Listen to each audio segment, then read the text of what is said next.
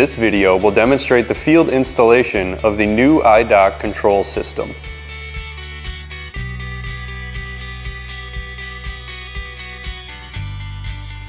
After installing new equipment with an iDock controller, a system configuration procedure is necessary.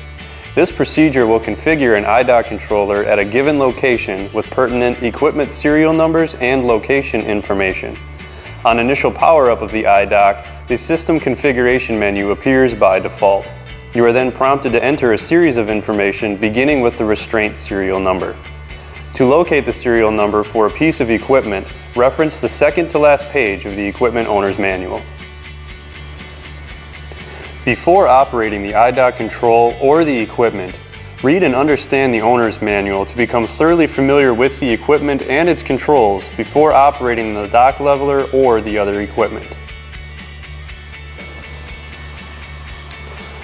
With the power on, the system's name will appear, followed by the system configuration menu. We know we are in the system configuration menu when it asks for the restraint serial number.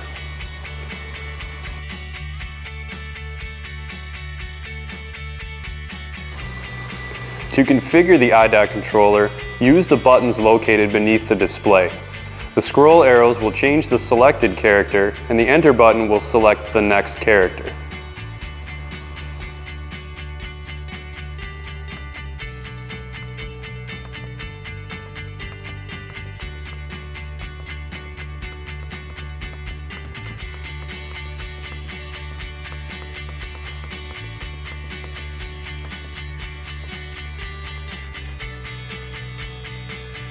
Proceed to enter the leveler serial number, door number, and door position. The position is the location of the door at the facility and is chosen using the scroll arrows.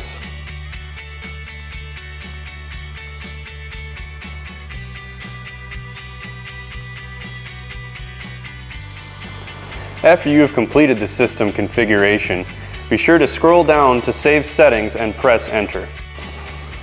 With the system configuration settings saved, the power must be cycled to reboot the system. Simply power off the controller and then power it back on to reboot the system.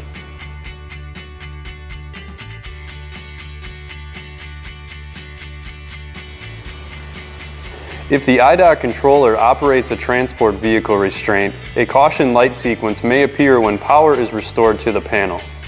The flashing amber and red sequence indicates that the transport vehicle restraint is not in the stored position or that we must teach the restraint position to the system.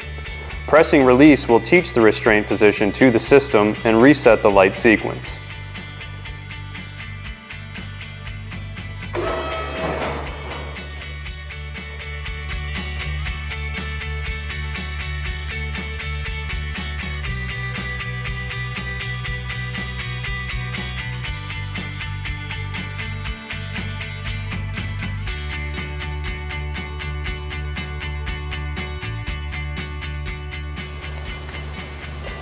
After the iDock control system has been installed and configured, it may be necessary to change system settings to suit a user's specific needs. To access the settings menu, press Menu to enter the main menu and use the scroll arrows to select Settings, then press Enter. From the settings menu, the following can be changed or adjusted: change user bypass code, change maintenance code, timers, lights and sound, data and time, program access, and restraint use. Setting the user and maintenance codes will restrict access to some of the iDock operations. Setting a user code will prevent an operator from changing the operating mode from normal to bypass.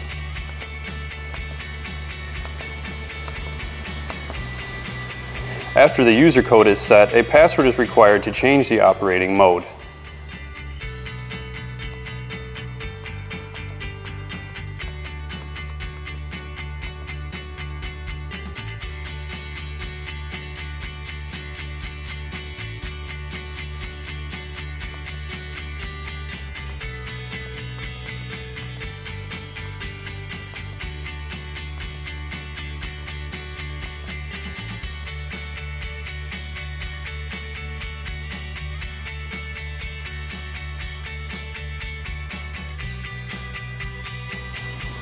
When the unit is set to bypass mode, pressing release will reset the lights and change the operating mode back to normal.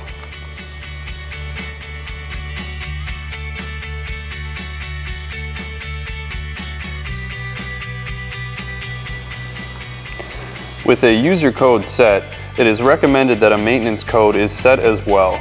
Setting a maintenance code restricts access to the maintenance and settings menu options. This will prevent a user with lower permissions from making system changes. To set a maintenance code, select Settings in the main menu, then select and enter the new code.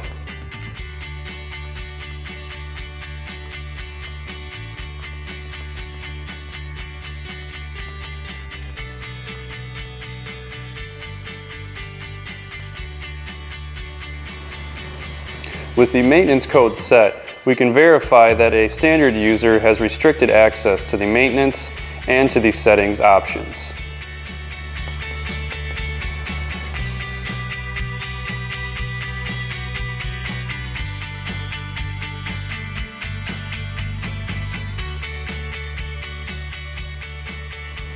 To remove the user or maintenance code, set all of the code digits to 0.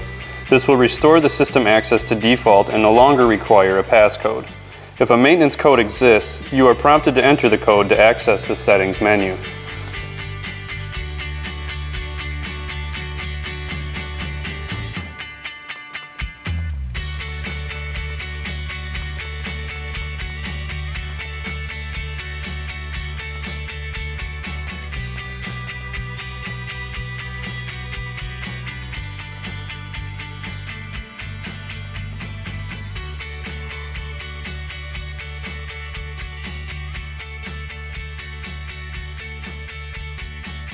The field installation process is complete.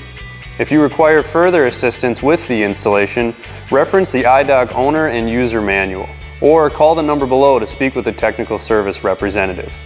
We hope you found this video helpful, and thanks for watching.